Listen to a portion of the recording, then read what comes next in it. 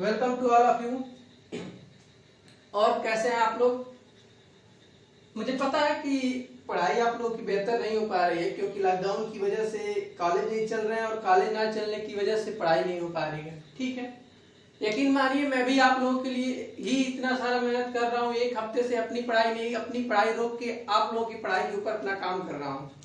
इसीलिए मैं हर वीडियो में आप लोगों से ये जरूर रिक्वेस्ट करता हूँ, और आज भी एक नया रिक्वेस्ट आपसे ये लेके आया हूँ कि आप वीडियो को कमेंट, सब्सक्राइब, लाइक मत करिए, उसकी आपको मुझे कोई जरूरत नहीं है। ठीक है, लेकिन प्लीज आप इस वीडियो को या डिप्लोमा केमिकल इंजीनियरिंग की अदर कोई भी सब्जेक्ट की पीडीएफ के फॉर्म में वो नोट्स हर एक सब्जेक्ट का मेरे पास अवेलेबल है।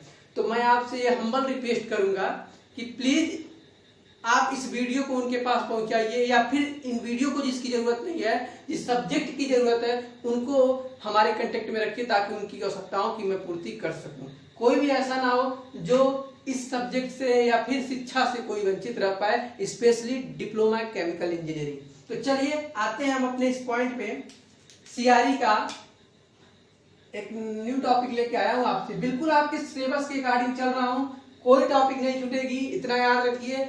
वो आप सेकेंड ईयर में पढ़ रहे हो या थर्ड ईयर में, अब तो 2 यूनिट में उसको कैटेगराइज कर दिया गया है, सीआरई फर्स्ट, सीआरई सेकेंड। लेकिन मैं टोटल लेके चल रहा हूँ। जिसको उसमें सीआरई फर्स्ट की जरूरत है वो फर्स्ट को ऑक्युपाइड करेगा, जिसको सेकेंड की है वो सेकेंड को ऑक्युपाइड करेगा। ओके, तो आज का जो आपका टॉपिक है, क्योंकि मुझे जो शुरू करना था केमिकल काइनेटिक्स में first order, second order, zero order, nth order, ये सारे ऑर्डर शुरू करने थे। ठीक है, तो उसमें कुछ नए नए टर्म आपको देखने को मिल रहे थे।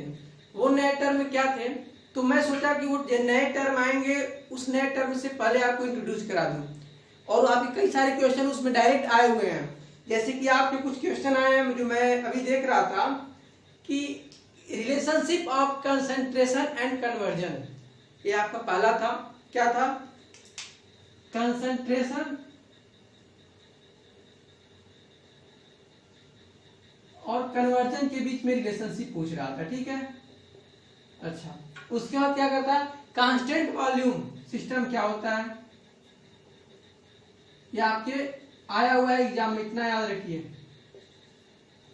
ठीक है, ये पूछा है। फिर किसी reaction A B C D के लिए, ठीक है, ए बी सी डी के लिए क्या उसकी किसी पर्टिकुलर टाइम टी के पे उसके कितने नंबर ऑफ मोल्स रिएक्ट करेंगे, ये भी आपका पूछा हुआ है। ठीक है, यानी कि कोई रिएक्शन ऐसे रहेगा ए ए, बी बी, सी सी, टी डी। ठीक है, इसका भी आपको नंबर ऑफ मोल्स किसी पर्टिकुलर टाइम टी पे पूछ रखा है। ठीक है, तो आज यही कंसंट्रेशन क्या होता है, कन्वर्जन क्या होता है, कांस्टेंट वॉल्यूम सिस्टम क्या होता है, और इसका डेरिवेशन हम देखेंगे। ठीक है, हो सकता है कि ये सारे एक वीडियो में ना कवर हो, कई सारी वीडियो का हेल्प लेना पड़े। ठीक है, तो हम लेंगे, लेकिन याद रहे मैं बिल्कुल डीपली डिस्कस करूंगा, एक एक पॉइंट्स आपको नहीं छोड़ूंगा, क्योंकि कंपटीशंस के लिए याद रखिए मैं एक भी पॉइंट छोड़ता नहीं। इसीलिए मेरी वीडियो आपको काफी लंबी मिलती है, क्योंकि अभी कुछ दिन बाद जब कंपटीशन के इस पे शुरू होंगे, 2-3 फैकल्टियां और आएंगी जो आपकी कंपटीशन की तैयारियां कराएंगी, तो उसमें आपको सारी मिलेंगी। ठीक है, आइए देखते हैं कंसंट्रेशन। कंसंट्रेशन क्या होता है? कंसंट्रेशन शुरू करने से पहले मैं सोचता हूँ सबसे पहले कन्वर्जन बता दिया जाए, क्योंकि कन्वर्जन की कंसंट्रेशन के टर्म में कन्वर्जन आता है। तो सबसे पहले कन्वर्जन जानिए। ठीक है, फिर कंसंट्रेशन में जानिएगा। ओके, क्या होता है कंसंट्रेशन, ये देखते हैं।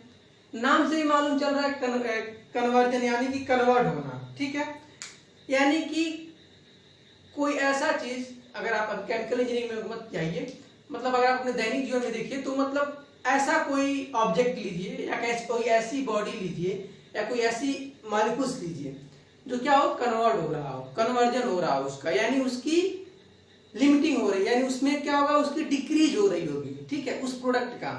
अब अगर हम बात करें सीआरई में, केमिकल रिएक्शन इंजीनियरिंग में कन्वर्जन क्या होता है, तो केमिकल रिएक्शन इंजीनियरिंग में कन्वर्जन ये होता है कि कोई रिएक्टेंट से मिलकर प्रोडक्ट बनता है, तो जो 1, 2 या 2 से अधिक रिएक्टेंट है उनका कन्वर्जन होना, उनका क्या कन्वर्ट होना, किसमें, प्रोडक्ट में, दैट इज कॉल्ड कन्वर्जन। ठीक है, यानी कह सकते हैं हम कि how much reactant has changed to our product with respect to overall product. मतलब कहने का मतलब क्या है, बहुत सिंपल है। ऐसा समझिए कि कोई रिएक्टेंट है, ठीक है, कोई रिएक्टेंट है जो प्रोडक्ट का फॉर्मेशन कर रहा है। ओके, ये कोई ए रिएक्टेंट है, प्रोडक्ट का फॉर्मेशन कर रहा है। अब मैं आपसे पूछूं कि आप मेरे को ये बताइए कि ए का कन्वर्जन क्या होगा।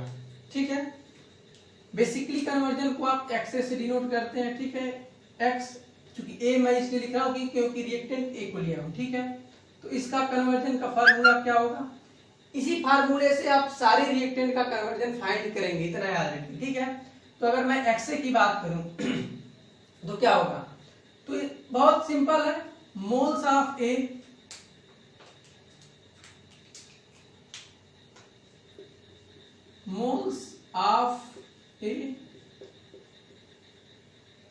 रिएक्टेड, मैंने बोला ना कि how much reactant has changed to our product with respect to overall product, यानी moles of A reacted to overall product, यानी total moles of A feed,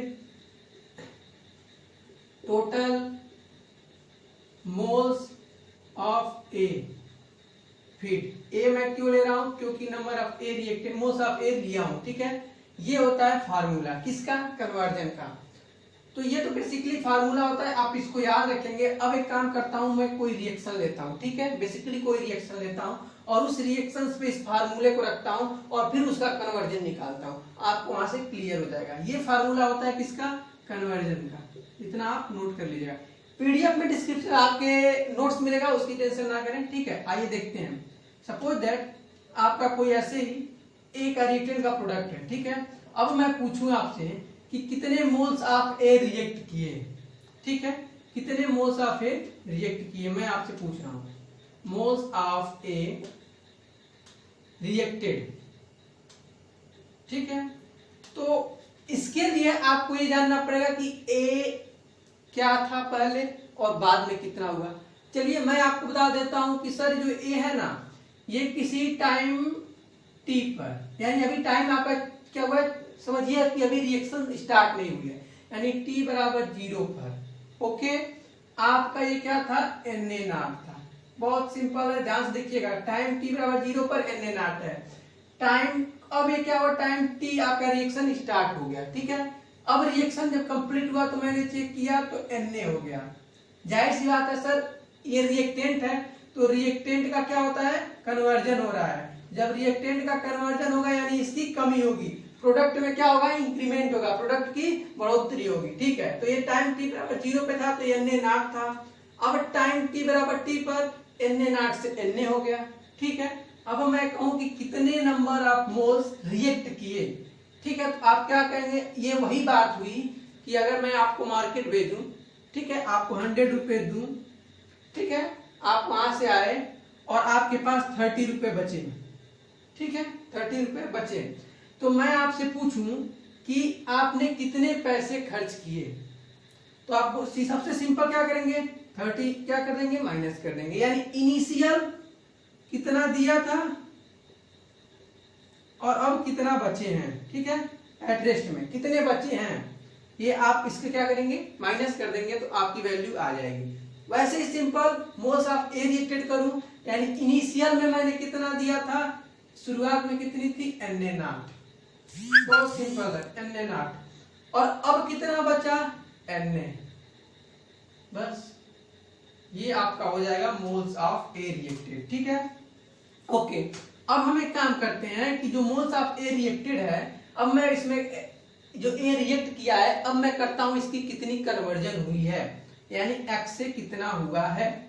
x से, x बोले तो कन्वर्जन, ए बोले नंबर ऑफ मोल्स ऑफ ए, तो इसका conversion मैं बोलूं तो क्या है, मोल्स ऑफ ए रिएक्टेड। ठीक है, मोल्स ऑफ ए रिएक्टेड की वैल्यू क्या आई है, Na not, so simple. Total moles of A feed कितना हुआ है, sorry moles of A reacted क्या है, Na नॉट माइनस Na। ठीक है, okay, total moles of A feed कितना है, टोटल मोल्स कितने थे, Na नॉट थे। ठीक है, यहां से अगर आप x की वैल्यू निकालेंगे तो Na से Na नॉट की डिवाइड कर दिए, ऐसे Na not upon Na not minus Na upon Na not.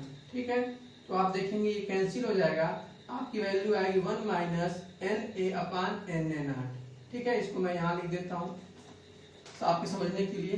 क्या आ रही वैल्यू, एक्स की वैल्यू आ रही है 1 minus Na upon Na not. ठीक है, एक ये वैल्यू आ सकती है, एक और वैल्यू आ सकती है अगर आप लिखना चाहें कि Na नॉट इंटू एक्स मैं कर दूं अगर, ठीक है, तो आपकी वैल्यू क्या हो जाएगी 1 minus Na not into x यानी 1 माइनस Na। ठीक है, इस इक्वेशन आपको निकल कर आ रही है किसके कन्वर्जन के टर्म में। ठीक है, किसके टर्म में आ रही है Na not into x, sorry Na not into x. ठीक है, ये मैं लिख सकता हूं। ओके, अब एक काम करता हूं, ये तो रहा मोल्स ऑफ ए रिएक्टेड को लेके। अब मैं काम करता हूं, कोई रिएक्शन लेता हूं जो कि आपके एग्जाम में पूछा हुआ है, ABCD। ठीक है, उसका पूछ रहा है, उसका देखते हैं। ये फार्मूला याद रखिएगा, बहुत ही इंपॉर्टेंट फार्मूला है, ये आपके न्यूमेरिकल्स में आता है। ठीक है, ये किसका था, कन्वर्जन के टर्म में किसी रिएक्टेंट ए का। अब मैं एक काम करता हूं, कोई रिएक्शन लेता हूं, AA प्लस BB, प्रोडक्ट का फॉर्मेशन किया CC प्लस DD, यानी A के A मोल से रिएक्ट करेगा, B के B मोल से रिएक्ट करेगा और ये C का C प्रोडक्ट का फॉर्मेशन करेगा, D के प्रोडक्ट का फॉर्मेशन, यानी ये आपका क्या है, रिएक्टेंट है। ठीक है, ये आपका क्या है, समझिए प्रोडक्ट है। अब मैं आपसे कहूं कि किसी पर्टिकुलर टाइम t पर, यानी t बराबर 0 पर क्या था, ये A का Na नॉट, ये B का Nb नॉट, ये Nc not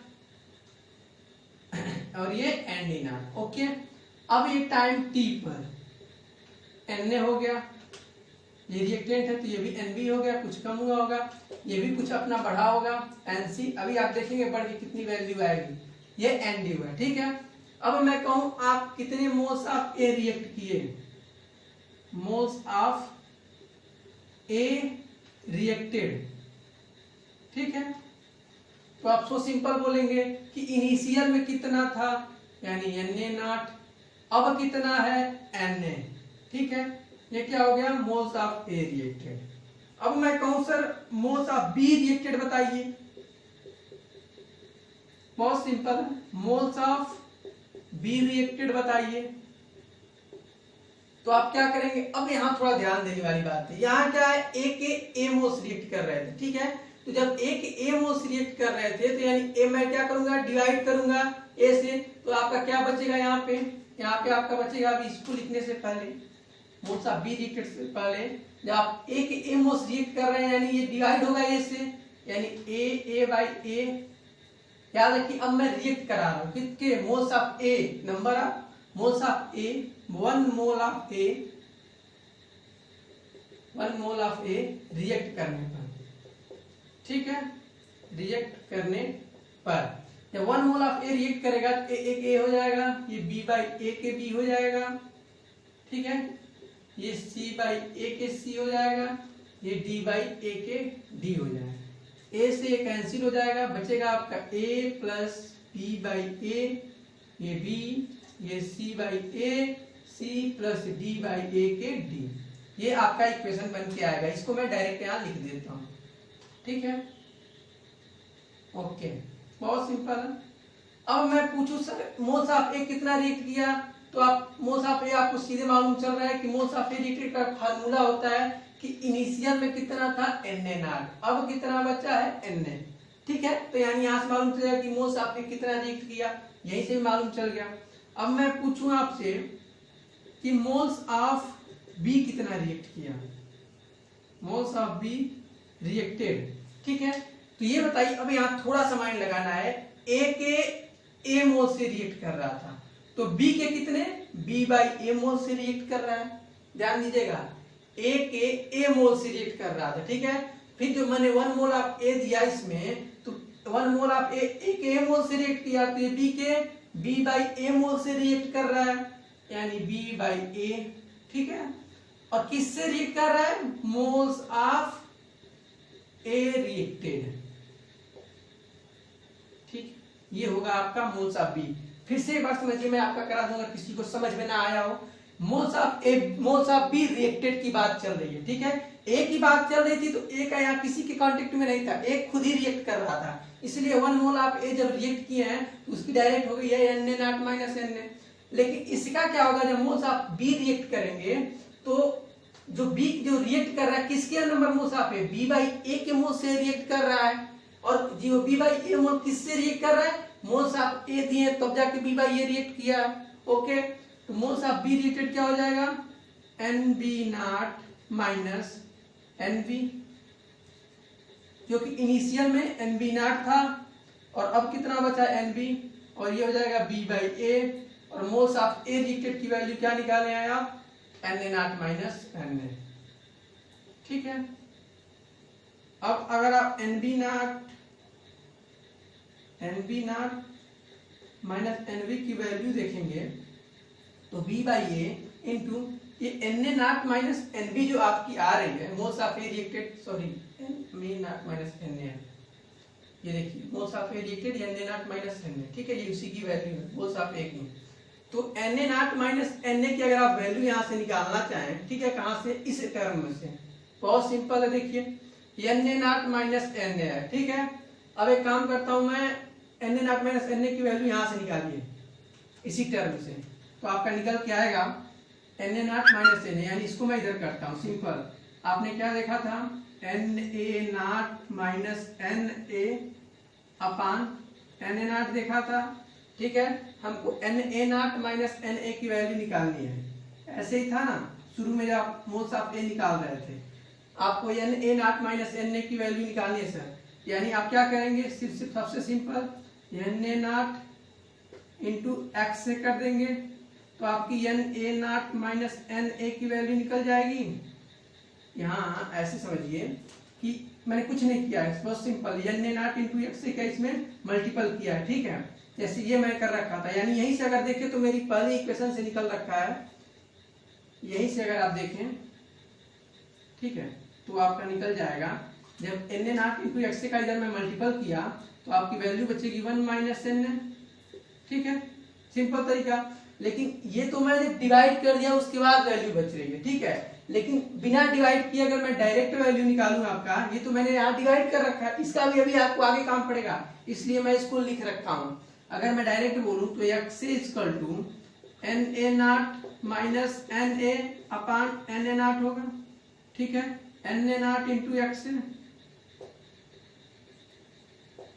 Na0 minus Na होगा, ठीक है, ओके। तो यानी Na0 minus Na equal to क्या हो रहा है, Na0 इंटू एक्स से हो रहा है, यानी मैं लिख सकता हूं यहाँ पे Na0 इंटू एक्स, ये वैल्यू आपकी हो रही है क्या, B by moles of B react कर रहा है, यानी अभी तो ये मोल्स ऑफ बी रिएक्ट कर रहा है। अब मैं देखूं कि कितने मोल्स ऑफ बी रिएक्ट किए इसमें, इतना याद रखिएगा। तो अगर मैं ऊपर का वाइट कर दूं तो अब यहाँ पे काम करते हैं, हम एनबी की वैल्यू निकालते हैं, ठीक है, कि कितने एनबी की जो वैल्यू आएगी वो हो जाएगी NB0 minus B by A Na0 into x, ठीक है, ये आपकी वैल्यू निकल के आ रही है। अर्थात यहाँ पे एक कंक्लूजन निकल के आ रहा है सर कि NB0 में से इतने आपके कमी हो रही है, यानी अब यहाँ पे एक और क्लियर हुआ कि रिएक्टेंट में से जो NB रिएक्टेंट थे, जो आपके B रिएक्टेंट थे, उनमें से इतना, देखिए निगेटिव मार्क्स यही तो बता रहा है कि NB0 में से इतना जा रहा है, ठीक है, क्लियर दैट, ओके। और एक बात और जान लीजिए कि एक्स से यानी कन्वर्जन की जो आपकी वैल्यू होती है सर, वो क्या होती है, लेस देन, वो लेस देन 0 और मोर देन 1 होता है, ठीक है सर, यानी कि आप बोल सकते हैं कन्वर्जन की जो वैल्यू होती है, ठीक है, वो क्या होती है, पॉजिटिव होती है, इतना याद रखिए, कभी भी निगेटिव नहीं होती, जो कि मिनिमम 0 मैक्सिमम 1, ओके। अब ऐसे ही बात करिए तो बी का हो गया। अब मैं बात करूं सी का, जैसे आपका था AA प्लस BB, ठीक है, CC प्लस DD, ठीक है, तो एक एरो रिएक्ट कर रहा था तो A बाई ये हो रहा था, ये तो आपने पहले लिख रखा। अब मैं C का बात करता हूँ, तो C का अगर बात करूं कि मोल्स ऑफ C रिएक्टेड, तो रिएक्टेंट नहीं बोलेंगे क्योंकि ये प्रोडक्ट है, तो मोल्स ऑफ सी फॉर्म बोलेंगे। ठीक है, moles of C form. Moles of C form क्या होगा? मोल्स ऑफ सी जब आप फॉर्म करेंगे यानी सी बाई ए इसके भी होंगे जो आप ए से डिवाइड कर रहे थे, तो सी बाई ए। अब तो मैं बोर्ड को वाइप कर दिया हूं, लेकिन आप बैक करके देखेंगे तो आपको यही था, सी बाई ए। ठीक है, और क्या? Moles of A reacted. ठीक है, यानी मोल्स ऑफ ए रिएक्टेड क्या होगा? Na0 minus Na। ठीक है, Na0 माइनस Na की डायरेक्ट मैं लिख सकता हूँ Na0 इंटू एक्स से, अभी आपने देखा, तो ये हो जाएगा। यहाँ पे मैं डायरेक्ट लिख देता हूँ Na0 इंटू एक्स से। ठीक है, ऐसे समझिए, Na0 इंटू एक्स से। ओके, ठीक है। मोल्स ऑफ सी फॉर्म कितना हो जाएगा? अब यहाँ आपको थोड़ा सा कंक्लूजन देखना है कि मोल्स ऑफ सी फॉर्म यानी कि सी, तो जब आप देखेंगे किसी टाइम t बराबर 0 पे क्या था? NC0 था। टाइम t पर क्या हो गया? वो NC हो गया। यही तो मैंने लिखा था पीछे। तो अब आपसे मैं पूछूं कि किसकी वैल्यू ज्यादा होगी, NC0 की कि NC की? सर याद रखिएगा ये प्रोडक्ट है, तो प्रोडक्ट क्या होता है? किसी टाइम t पे अगर आप टाइम बढ़ाते जाएंगे तो क्या होगा? इसकी वैल्यू बढ़ेगी। पहले तो NC0 थी, लेकिन धीरे धीरे प्रोडक्ट और बनता जा रहा है। रिएक्टेंट की कमी होगी, लेकिन प्रोडक्ट में क्या होगी? इंक्रीमेंट होगा, यानी कि NC0 जो होगा, ठीक, NC की जो वैल्यू होगी, ठीक है, वो क्या होगी? ग्रेटर देन किससे होगी? NC0 से। क्लियर? तो यानी जब यहाँ पे हम निगेटिव मार्क्स लगाएंगे, यानी क्या होगा? NC0 में से नहीं, NC में से घटाएंगे। किसको? NC0 को। Clear sir? ठीक है, C by A Na0 into x को ऐसे ही रहने दीजिए। यहां से आप NC की वैल्यू निकालिए। ठीक है, बहुत सिंपल है, NC0 प्लस, ठीक है, C by A Na0 into x. अब यहाँ पे देखिए, यहाँ पे क्या था? निगेटिव था, यानी NB0 से इतनी कमी हो रही थी, इसी NB0 में से इतना निकल रहा था। यहाँ पे देखिए NC0 तो था ही सर इनिशियल में आपका, लेकिन जैसे जैसे टाइम बढ़ रहा है वैसे इतने आपके मोल्स और आ रहे हैं। देख रहे हैं ना, पॉजिटिव, ये आपके पॉजिटिव यानी इसमें प्लस हो रहा है। ओके, इसी तरह मैं बात करूं सिमिलरली किसके? डी की, तो ऐसे ही हो जाएगा ND equal to ND0 plus D by A Na0 into x. ये रहा आपका सिंपल सा फार्मूला। ठीक है, उम्मीद करता हूं कि कन्वर्जन के सारे टॉपिक समझ में आई होगी आपको। अगले वीडियो में लेंगे कंसंट्रेशन और कन्वर्जन के बीच में क्या रिलेशनशिप है। पहले कंसंट्रेशन जानेंगे, कन्वर्जन तो आप जान ही चुके हैं, फिर इन दोनों के बीच रिलेशनशिप फाइंड करेंगे और फिर देखेंगे कांस्टेंट वॉल्यूम रिएक्शन सिस्टम क्या होता है। दो प्रकार के रिएक्शन सिस्टम होंगे, कांस्टेंट और वेरिएबल, तो वो हम अगले वीडियो में देखेंगे। Thank you friends watching my this video. बने रहिए हमारे इस यूट्यूब चैनल पे, घर पे रहिए, खूब सारी तैयारी करिए, और जिसको भी किसी भी प्रकार की टॉपिक की या PDF के फॉर्म में किसी भी बुक्स की आपको नोट्स चाहिए तो आप मुझसे कांटेक्ट कर सकते हैं। Thank you.